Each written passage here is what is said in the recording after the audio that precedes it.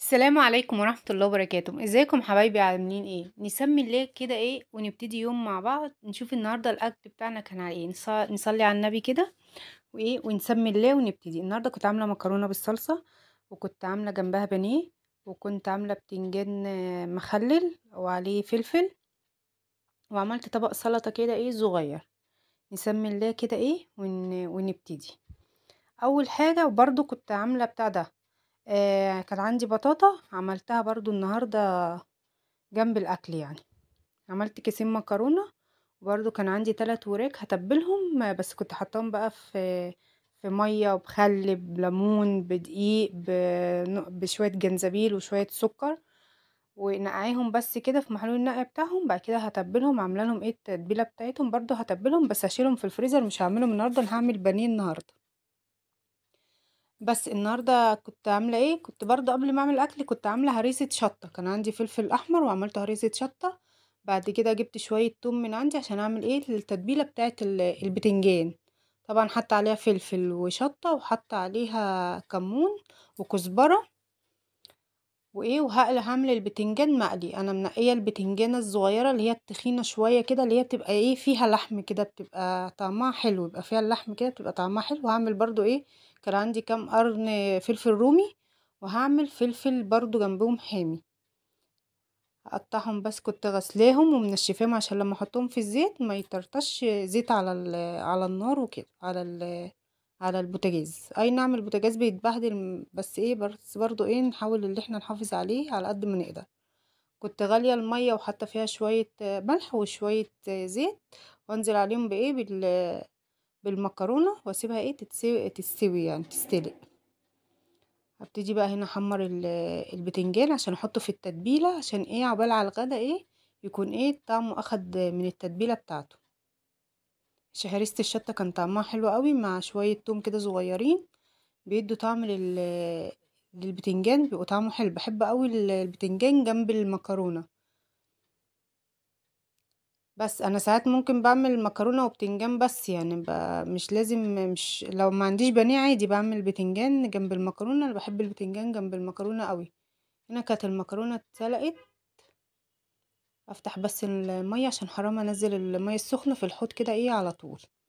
انا بسيبها على تكايه بس في السوا بتاعها، اللي هي تتعمل مع الصلصه بس، وبحط عليها شويه زيت عادي، والصلصه بتبقى ماسكه فيها عادي يعني، مش بتتزحلق من على المكرونة ولا حاجة، لا عادي يعني زي ما واخدة عليها بعملها كده على طول. جبت بصلاية بقى وهحط برضو عليها ايه فصين توم، بحب المكرونة برضو يبقى فيها ايه طعم التوم.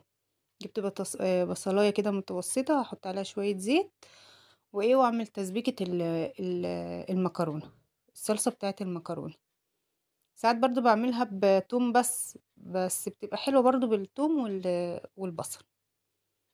بس هنا احط شوية خل برضو على تتبيلة البتنجان، احط عليها ليمون، وحطيت عليها ليمون، واحط برضو اللي عليها ليمون في الاخر، لان الليمون ناشف مبيبقاش فيه مية قوي.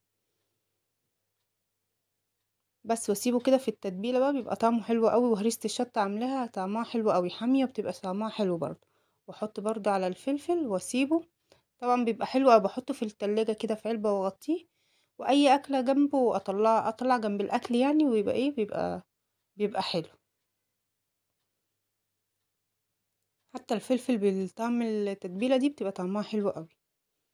اعصر عليهم كام ليمونه كده واسيبهم بقى على جنب.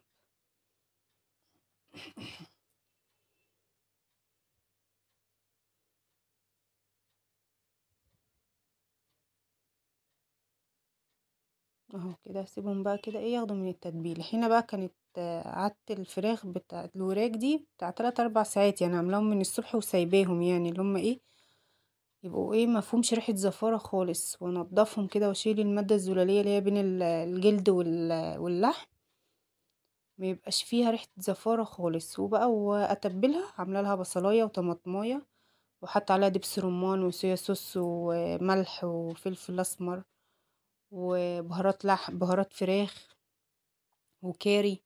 وهشيلهم بقى بتتبيلتهم كده في الفريزر.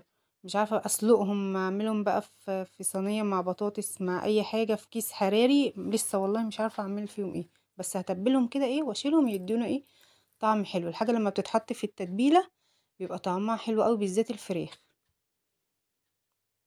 اشيلهم بس كده، حطهم في كيسة وشايلاهم في الفريزر، وقت ما اجي اعملهم يكونوا ايه متبلين يعني. هنا بقى جبت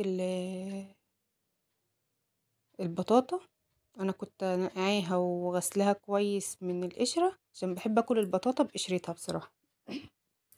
فببقى متأكدة ان القشرة بتاعتها معلهاش اي حاجة، ببقى دعكاها كويس ونقعيها برضو في مية واغسلها كويس، عشان اضمن اللي هي تبقى نضيفة. احط عليها معلقتين سكر، واحط عليها كوباية مية صغيرة. انا ممكن احطها كده في الفرن عادي، لكن دي بتبقى حلوة، بيبقى سواها بتبقى احلى. واحط عليها كوباية مية كده، اروح ايه قافلة عليها كويس بالورق الفويل. والسكر كمان بيديها، بيبقى عامل كراميل مكرمل كده، بيبقى البطاطا طعمها حلو قوي، بالذات كمان لو هي البطاطا دي بصراحة كانت مسكرة حلوة، والسكر برضو كان مكرمل كده عليها، كان حلو. وساعات بجيب بطاطا بتبقى مسخة برضك، لما اعملها بالطريقة دي واحط عليها شوية سكر بتبقى طعمها حلو، بتديها تسكيرة كده حلو. كانت البطاطا دي فيها بطاطا بيضة كمان، البطاطا البيضة بتبقى طعمها حلو قوي. اكمرها بس كده كويس، واكون مشغله الفرن مسخناه، اروح مدخلاها ايه على الفرن. بس بتدي طعم حلو قوي للبطاطا دي. ايه اكون ايه يعني خلاص يعني على الغدا، عشان بعد الغدا نحب ناكلوها سخنه يعني.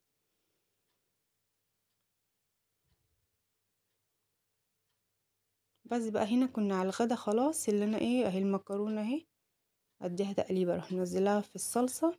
بحط على الصلصه كزبره وكزبره ناشفه، وكنت حاطه عليها فلفل اسمر وملح ومرقه دجاج. بس اديها تقليبه بقى كده، وابتدي ان انا ايه اقلي البانيه. بس البانيه كان متبل، وكنت بقى خلاص يعني اللي انا سبته ايه بتاع ساعه في الفريزر كده، عشان الكفر بتاع الفيجيتار بتاعه يبقى ماسك فيه، ما يسيبش. بحب احطه في الفريزر شويه.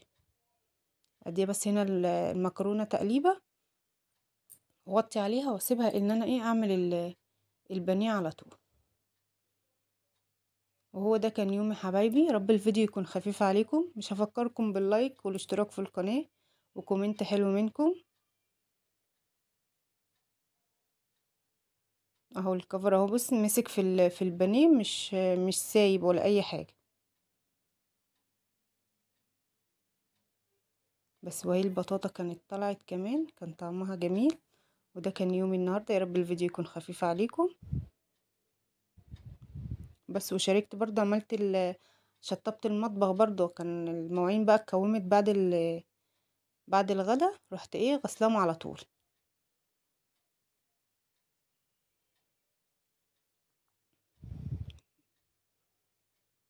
بس كده، هو النهارده ده كان يومنا. غسلت المواعين بعد الغدا على طول. قلت عشان لو قعدوا بقى هيفضلوا يكتروا، وهم كانوا شوية يعني، ما كانوش شوية صغيرين يعني. من بعد الغدا على طول قلت ايه اشطفهم على طول. والبوتاجاز طبعا كان متبهدل ايه، قلت اغسله كده بالمرة، وكده يكون ايه اليوم خلص كله. والحمد لله كده ايه، وشطبت المطبخ معاكم. اقول لكم مع السلامة.